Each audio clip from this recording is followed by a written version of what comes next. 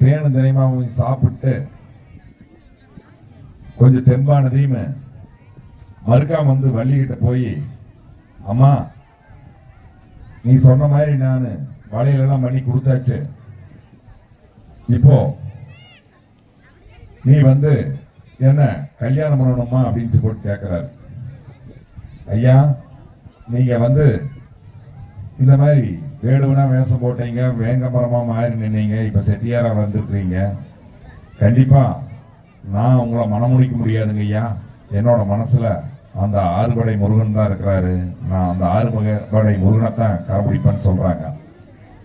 அப்பவும் இவரு வள்ளியை இன்னுமே சோதனை பண்ணி பார்க்கணும்ட்டு கையை பிடிச்சி இழுத்து பார்க்குறாரு. அப்போ அவங்க எப்படி திட்டி அவர் அனுப்புறாங்கன்னா,